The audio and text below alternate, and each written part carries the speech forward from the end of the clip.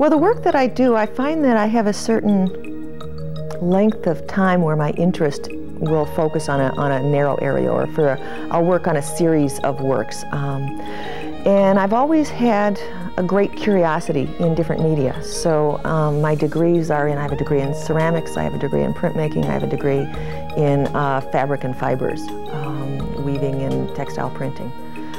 So I pursue each of my interests in depth, but then I keep finding something new to get interested in. I started making wall fabric constructions, quilts for the wall. And I started doing this because my father-in-law gave me his mother's quilt blocks that she had started to sew together and didn't finish. And I thought, as a kind of a fun side project, I'd put these quilt blocks together to make a quilt for our family bed.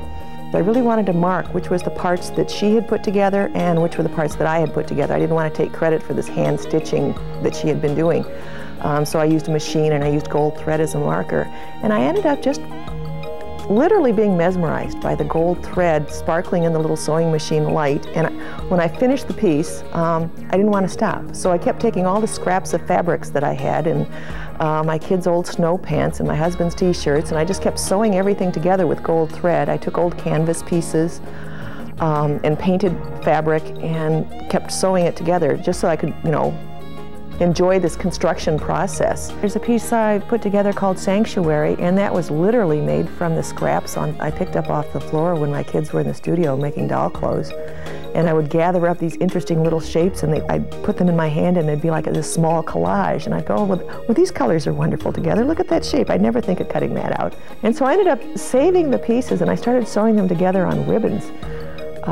And so they hang in space. I consider it a very celebratory piece. It's kind of like confetti thrown in the air that gets stuck there. I guess part of the obsession I've been having with making these pieces lately is the back of that piece, Sanctuary, is a 12-foot square piece of wedding veil. And I took hundreds of translucent beads and sewed them on. Actually, well, I tied them on with a little knot, each one with a little tiny knot and a different colored thread.